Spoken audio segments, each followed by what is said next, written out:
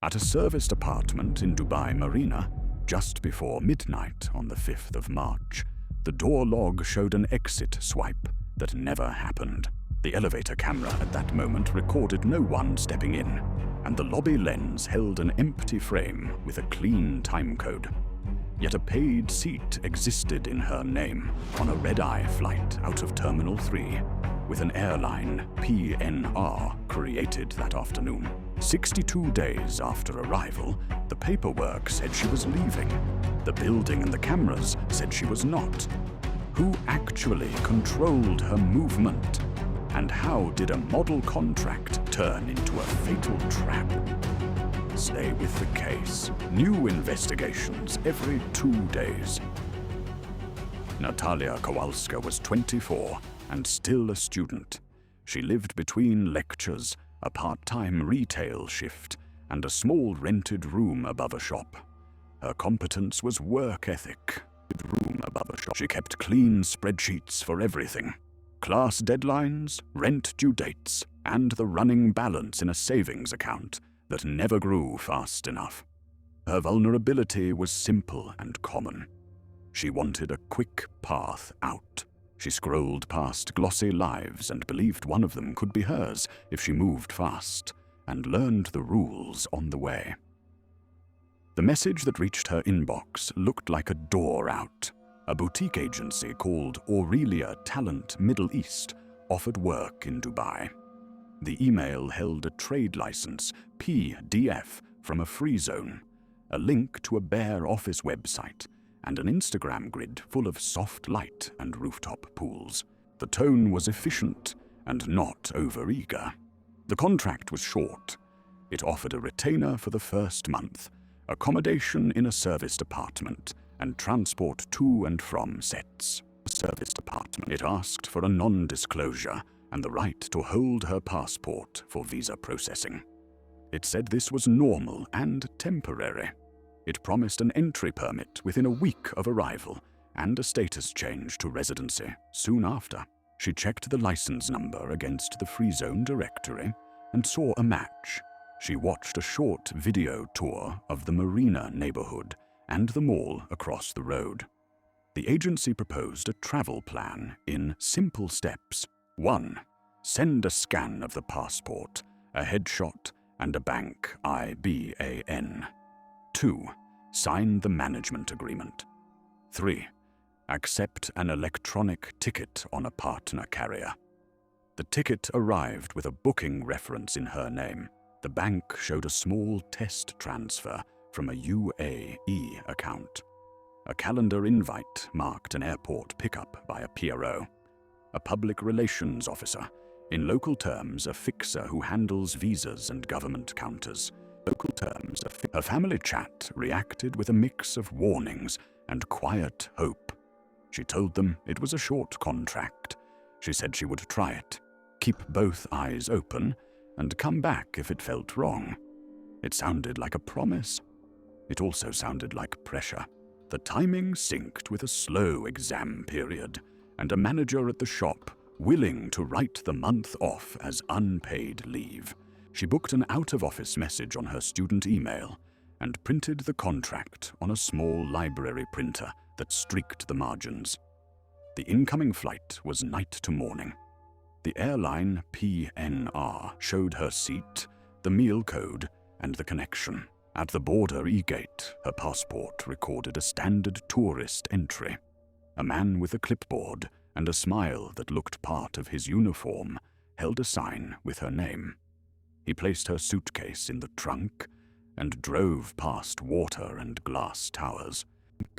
And the apartment was high and clean, with a view over cranes and yachts, and a line of blue between buildings. The bed had fresh linen, and the fridge held bottled water and a basket with fruit.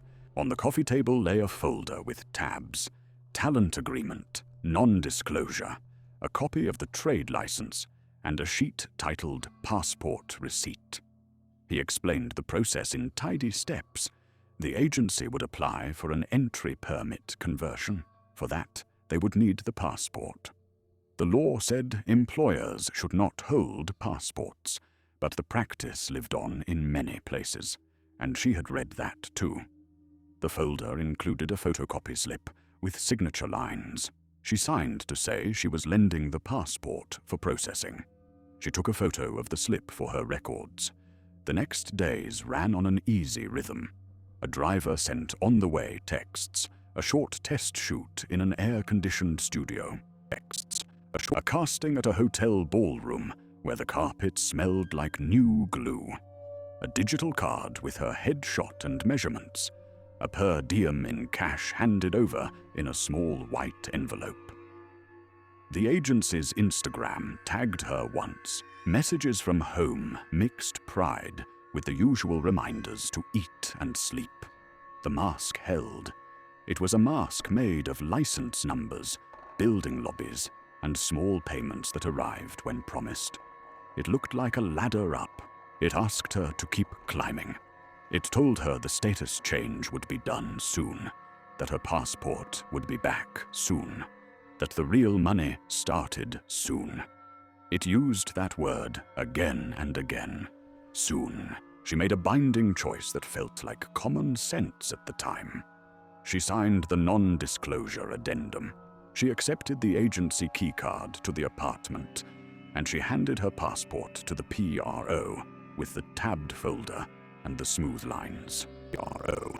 Travel was booked. The handoff was complete. A clock started, and she did not hear it. Commitment grew by days and by small, sunk costs. The apartment became routine. The driver's habits became familiar.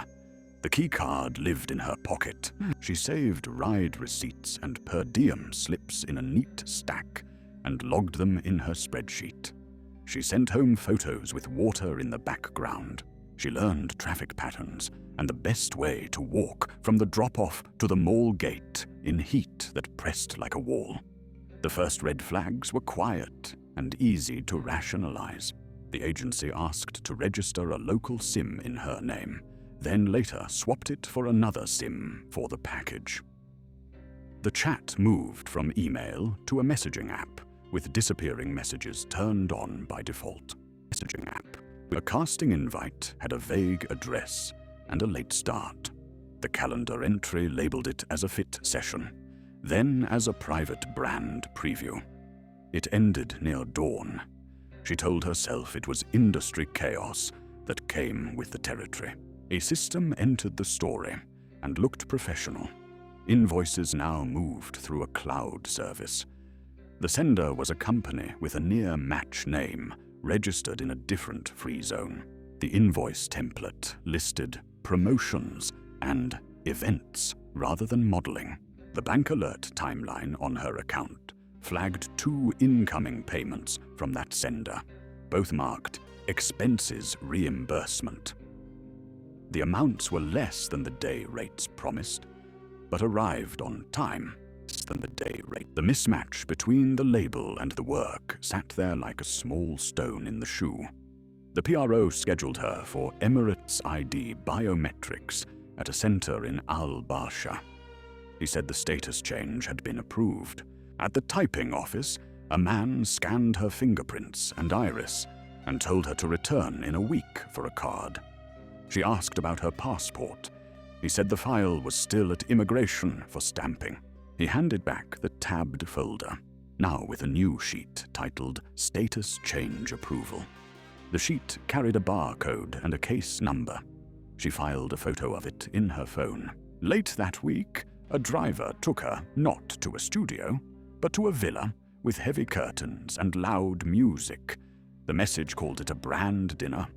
Her mind split the scene between what the contract said and what she felt. She stayed near other women and kept a hand on her phone. She left on the second car out and typed a short note to herself afterward, a habit she used to make sense of days. The note read like a list: late start, no call sheet, no brand manager, cash envelope. More small shifts followed. The agency reissued her apartment keycard and said the building had changed systems. The new card worked, But the old card still opened the door. The front desk no longer called up when guests arrived. A concierge who knew her face now waved them through. A quiet man in a suit began to ride in the car sometimes, and made calls from the back seat in a language she did not understand. His badge clip looked like a habit rather than a tool. A weekend brought a missed shoot that did not sound like a shooting day at all. The calendar showed yacht promo half day, but the text arrived 2 hours late with a location change to a marina lot. The yacht was not there. A security guard said the boat had been in dry dock all week. She waited in heat and then went back to the apartment when the driver did not answer. The agency later said the client had cancelled and sent over a small amount in cash to smooth the day. By the time her Emirates ID was printed, the ledger of reasons to stay had overtaken the ledger of warnings. The card made things feel official. It opened doors at banks and clinics. It made her feel inside a system. It also tethered her name to a sponsor company she did not control. She did not yet see the string tied to the other end. The non-reversible step came on a weekday morning. She signed an acknowledgement for residency under the sponsor company that held the trade license. The typing office kept her passport for stamping. The status change froze her ability to leave without a formal exit process. At the same time, the agency sent an NDA update that widened confidentiality to cover clients and locations and associated persons. She clicked accept on a phone while standing in a lobby. It felt like paperwork. It was a lock. The promise of steady, safe work failed in a way that could be read on paper and seen on screens. A casting call was placed on her calendar for a hotel downtown with a named brand and a room number. She arrived with the driver, walked the carpet to the lift, and found a closed door and a cleaning trolley. The hotel keycard audit later would show that room had not been occupied that week. Building CCTV held frames of her arriving and no frames of any staff meeting her or letting her into a service area. The cover story said a late schedule shift. The witness objects said there had been no plan. That day, 3 things changed. First, the agency sent her a reconciliation sheet that listed new charges against her account: accommodation, transport, visa costs, and a penalty for a no-show. The total exceeded her earnings to date. Second, a chat message about a hosting dinner read more like an order. Third, she could not reach the PRO, who carried her passport. Calls rang and failed. She sat on the bed with the tabbed folder laid out and felt a new kind of heat. She made calls of her own. A fellow model gave a number for a person said to help with exits. That person asked for a copy of her status change sheet and her sponsor details. He explained in plain language what the paperwork had done. With her residency under that sponsor, an exit required either the sponsor's sign-off or an immigration complaint that might result in a ban. The sponsor could also file an absconding report, which would make police contact more likely if she tried to leave. Debt claims could be stapled on top, whether fair or not. The mechanism held. It lived in screens and stamps and the practical fear of getting it wrong. Natalia tried to set a quiet path out. She bought a refundable ticket for a late-night flight and told the agency she needed 2 days for family reasons. The agency responded with a calendar invite for back-to-back events and a message that framed the debt as binding. A new face appeared at the apartment under the title Guest Coordinator. He carried a visitor sticker with a cereal and an easy smile that did not reach his eyes. He suggested she rest and let the team handle the schedule. The door closed softly behind him. The contradictions thickened. An invoice in her inbox came from a third company with a different, near-match name. The bank alert timeline flagged a card purchase from a supplier known for industrial cleaners, tagged against the same company ID that had paid her per diems. A neighbor on the floor messaged the building group chat about a strong chemical smell in the stairwell a few nights prior. The concierge deleted the message minutes later and posted a note about planned maintenance. Minutes later, Natalia reached for leverage she still had. She set her smartwatch to record at intervals and left it on a shelf near the door. She dropped a location pin to a friend and wrote a short note with names, dates, and case numbers, then emailed it to herself. The act of documenting steadied her. It also made her a risk to the network that had started to show its face. That night, the constraint locked in. Her apartment keycard stopped working, then worked again.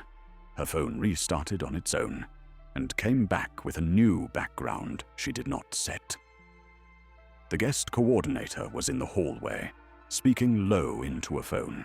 When she went to the lobby to ask the concierge about her mail, the desk staff told her politely to check with her agency contact. The line between private building and private control had moved without changing the law or the furniture. She returned upstairs with the tabbed folder under her arm. The elevator mirror offered her a clear image she did not want to see. The door to her unit opened with a lag, as if someone on the other side had decided to let it. Somewhere tight in the building, a fan ran hard and then stopped. The hallway held still air and a faint humidity that was not weather. She stood inside and knew the next step would not be her choice. The cameras would later show nothing, because they had been placed to show nothing. The ledgers of cost and time and control had already been arranged. The threat moved from suggestion to plan. The room felt smaller by degrees. The clock that had started on the day she signed the receipt sheet now ticked loud in her head. She did the one thing left to do. She began to write down everything: names, times, badge clips, visitor sticker serials, purchase lines, calendar titles, sticker serial. She was a target, but she had also become an operator in a small way. The door closed. The lock slid. The system that ran on space, time, money, and data now held her in place. The question of who controlled her movement had an answer in parts. The mechanism was visible if anyone cared to look. The cost of looking had just gone up. The control looked polite on paper and firm in practice. Space belonged to the tenant of record, which was not Natalia, but a sponsor company with a short name and a mailbox in a free zone. The apartment management took instructions from that tenant of record. A request from the sponsor could switch a keycard or add an approved visitor to the list. Time belonged to the schedule that appeared on her phone without a call sheet. Blocks moved, nights stretched. Sleep became a loose idea. Nights stretched. Money belonged to the reconciliation ledger, which now showed housing and transport as charges that erased her earnings. Law and data belonged to the sponsor relationship baked into her residency. Screens would show her as tied to the company that wrote the invoices and held the card in her wallet. Jurisdiction made the edges hard. Her passport was in the sponsor file. Her residency card sat in her pocket. The rules said she could file a complaint about passport retention and coercion. The same rules said the sponsor could report her for breach and absconding. The consulate could ask for a welfare check. The request would land with local police, who would look first for a private settlement and signatures that calmed the paper. Policy and law had gaps wide enough to walk a van through. Natalia looked at what she still had, and through. She had a smartwatch with a log that never slept. She had cloud backups she controlled. She had a bank app with a timeline of payments and purchases that did not lie. She had neighbors who noticed smells and patterns. She had a friend at home who could call in worry without naming sources. She had a tabbed folder with case numbers and barcodes and barbed edges that could cut if someone reached without care. She began to operate inside the trap. The switch was small and mental. She took photos of anything that had a serial or a date. The visitor stickers, the delivery labels, the parking stubs. She exported her messaging threads and mailed them to a blind inbox she had used before for scholarship forms. She set her smartwatch to save short ambient slices near the door and near the air vent. Ambient slices. She ran a test and found that the recordings picked up the beep of the elevator down the hall. She put a sticky note under the sink with a date and a short line. Water smell late, vent loud. She tried the consulate. The embassy address was in Abu Dhabi. The consular line handled the call with calm routine, and the person on the line explained what they could do. They could open a file and ask local police for a welfare check if she went missing. They could note sponsor details and case numbers. They could not escort her to an exit without a police report. They advised her to prepare copies of everything and to set a check-in time with a friend who had the authority to panic if she missed it. She next tried an employer hotline for grievances, which routed to a typing office that offered to draft a complaint for a fee. The office asked for her sponsor's name, and then went quiet when she gave it. Her sponsor's name. They said she should go first to the sponsor. She ended the call and sat with the tabbed folder on her lap and her phone on her knee. Late that afternoon, she walked to the mall across the road and bought a prepaid card for data. She used it to set up a second cloud account and pushed everything there as well. She wrote a short page with a plain title and saved it in 3 places: the blind inbox, the new cloud, and a tiny USB drive taped behind a loose baseboard near the bedroom door. The page read like a case note. Sponsor name, trade license numbers, the 2 near-match company names on invoices, the PRO's first name and car plate, the guest coordinator's badge clip description, the concierge's shift timing, the chemical, the supplier's merchant code on the bank alert, the neighbor's group chat complaint about a smell, and the status change barcode. 2 days later, she tried another path. She went to a clinic using her residency card and asked for a copy of her ID registration prints. The desk staff gave her a receipt with a code and a pickup date. The receipt carried the center's timestamp and, importantly, showed her life was active and local. It was one more anchor in place, one more piece that could be used to show she had not traveled on the night the airline PNR claimed she would. The agency increased pressure with a softer hand. They sent her to a brand apartment on the Palm for a meet that looked like a test of obedience. The elevator camera there held no card readers. The service lift did. The service lift log would later show 3 rides late that night by a person carrying a contractor badge tied to a cleaning company. The company name matched the 3rd invoice sender on her cloud list. She did not know that yet. She only knew the air had the same scrubbed smell as the stairwell message the concierge had erased. The next morning, her bank app flagged a large card purchase by the invoice company at an industrial supplier in Al-Quoz. The merchant description suggested descalers and solvents. The timestamp tied to a vehicle GPS ping from the agency van, which showed up in her photo from the underground lot, plate readable. The driver joked about a maintenance errand the day before. She did not respond. She took a photo of the plate and sent it to her blind inbox with the words, "Same van, new smell inside." jurisdiction friction surfaced again. A building supervisor told her, with gentleness that felt practiced, that the unit had to be vacated for a day for deep cleaning and ductwork. He offered a hotel voucher. The agency sent a calendar block for a hotel brand dinner. The meet time had her away from her unit exactly when the deep cleaning was scheduled. The pattern was no longer hard to see. She set a boundary. With more bite, she gave her friend a time in the evening and a code phrase they had used once in travel.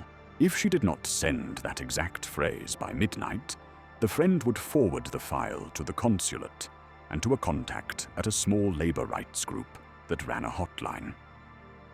She also typed a welfare check request draft with unit, floor, and door code draft. She placed her tabbed folder back in the desk and slid her smartwatch under the bed frame with the recording set to run until it died. Then she went to the hotel on the invite, knowing it might be a decoy and choosing to be seen on cameras there anyway. The plan was not perfect. It was what she had. It was formal enough to leave a trail. The next move would belong to the people who had built the mask, and to the units that might answer a call if the trail was used. That day ended with a file open at the consulate, a welfare check request drafted and waiting, and a clock set by a friend far away. The trap held. The light, however small, now pointed toward it.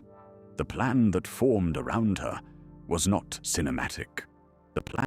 It was a sequence of escalations that tried to respect law and reality. Her friend in Warsaw sent the files to the consulate the moment midnight came, and no code phrase lit the screen. The consulate duty officer logged the report in the early hours and sent a formal welfare check request to local police, adding sponsor details and the unit address. A case number appeared in a reply. A fax went to the building management with the same request. Systems that had been indifferent to her fear began to mark boxes next to her name. Police contacted the sponsor first. The sponsor said she was on assignment and would return. The sponsor sent a copy of a flight booking in her name and a message that implied she had left. The airline PNR looked clean. Border e-gate history did not show an exit under her passport. The contradiction sharpened. The police unit forwarded the case to criminal investigation because of the mismatch between the PNR and the e-gate. The building disclosed an access log only after the welfare check request arrived with a case number. The log showed her keycard had been used after midnight, but the elevator camera on that floor held no frame of her leaving. The evidence chain began with the building. Elevator logs captured service rides during the deep cleaning window. The service lift key was tied to a contractor badge issued that week to a cleaning company. The badge belonged to a man who had visited the apartment floor twice in the previous day, per the visitor sticker serials. The cleaning company had one director who also appeared as a signatory on the third invoice sender in Natalia's file. Paper met paper. The second link came from the road.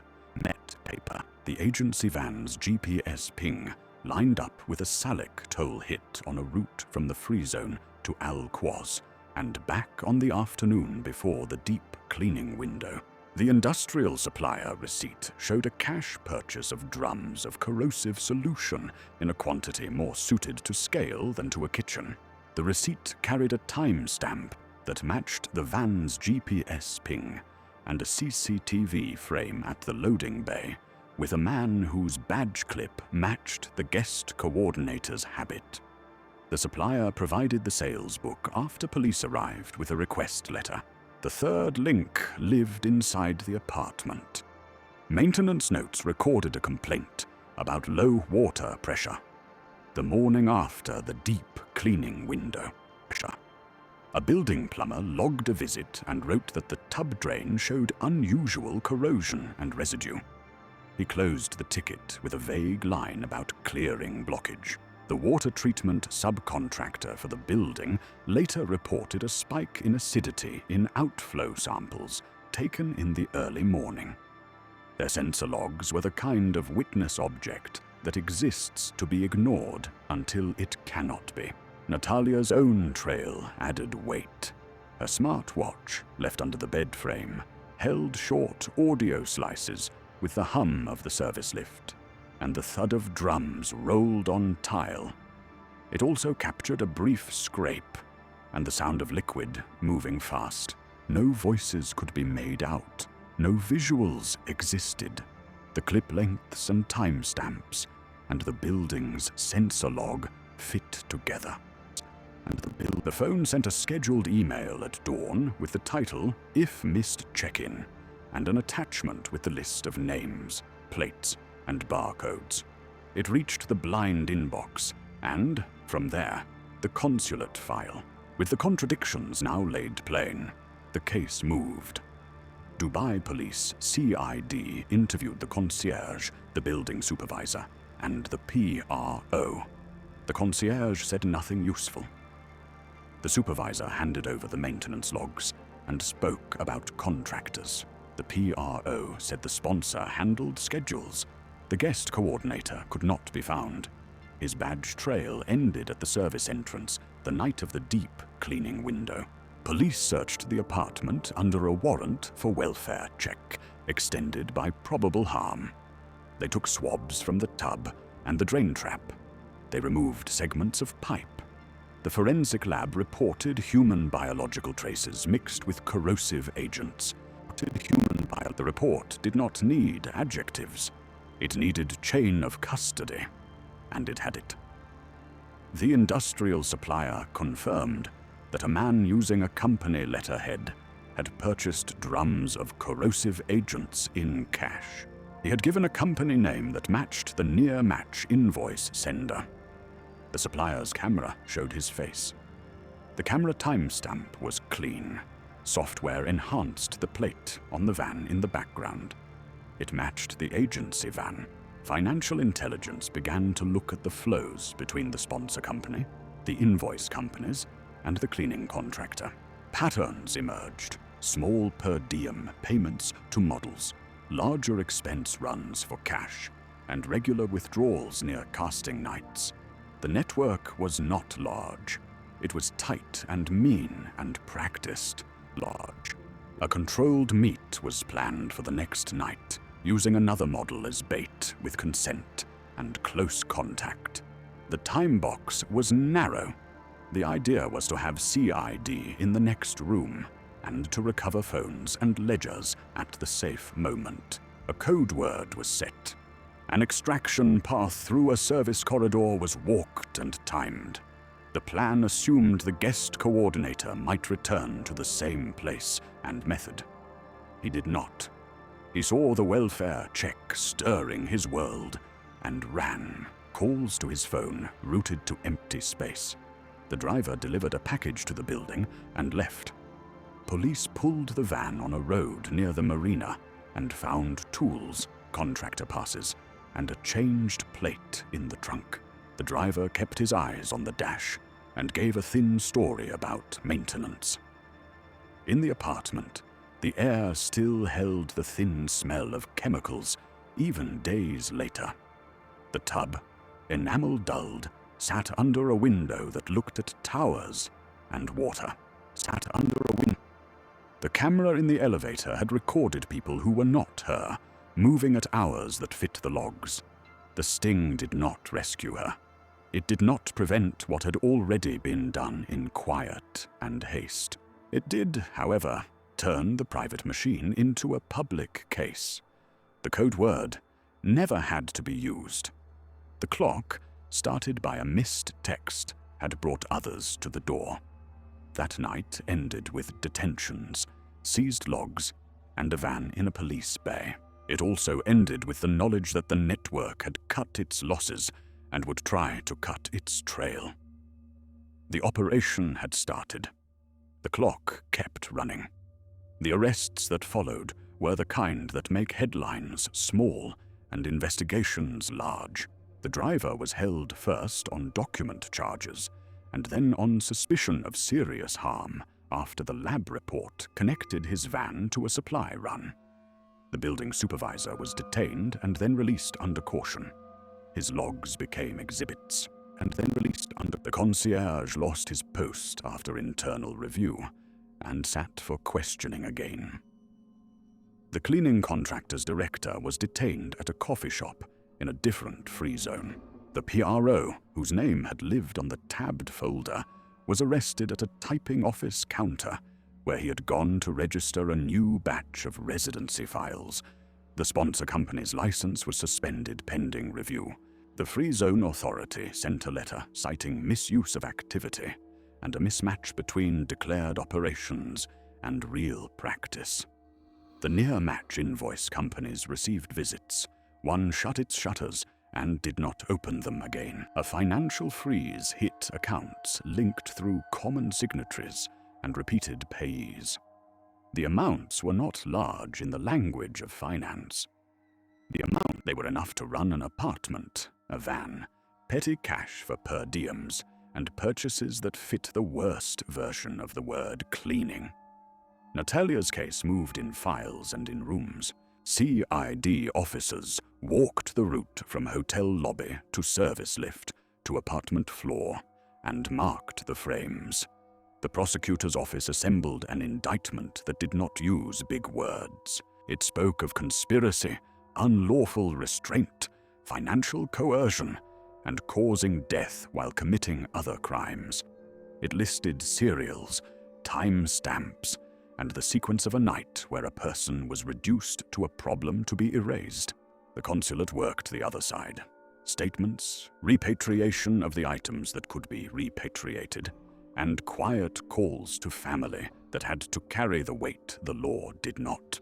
Calls to family. Her friend traveled to identify the few objects that remained hers, and to sign papers with dates.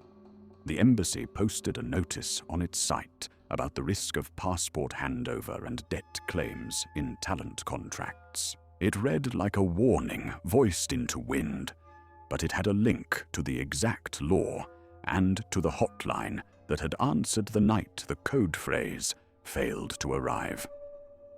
The central question had an answer, and it was simple.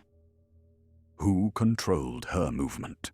The sponsor who held her residency file, the PRO who held her passport receipt, the agency that scheduled her hours, and the building management that followed the tenant of record. How was the trap built?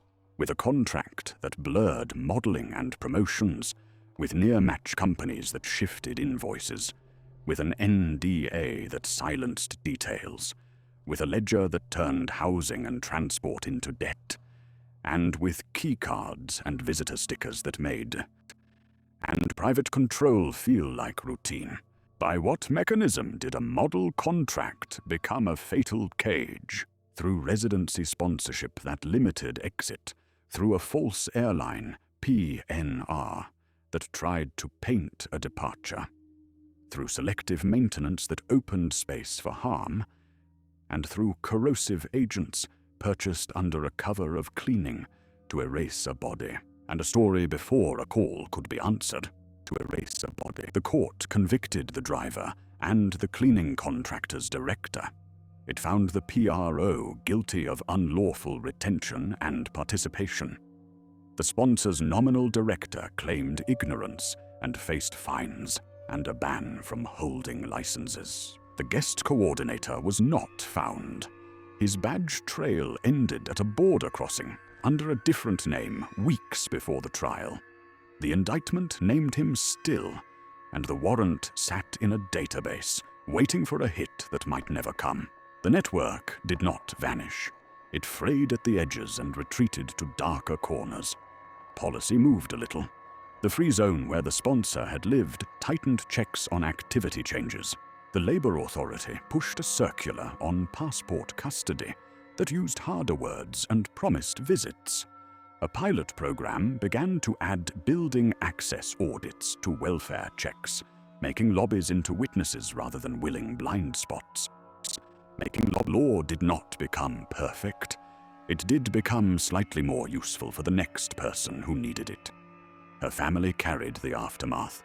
They stitched together a funeral without remains and spoke to each other in shorter sentences. Her friend, who had set a clock from far away, kept the file on a drive and sent it on when asked by another family months later.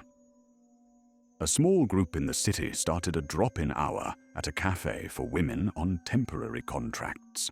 They explained how to read a trade license against a real activity, how to hold a passport receipt and still walk to a police station, how to set a blind inbox with names and plates and barcodes that officials respond to. The apartment went back to neutral. New linen, new paint, a replacement tub with smooth enamel. The keycard reader beeped the same. The elevator showed its own camera in the mirror, a tiny square teaching the idea of watching back. Nights in the marina looked the way they always had. Lights on water, cranes sleeping, cars tracing lines.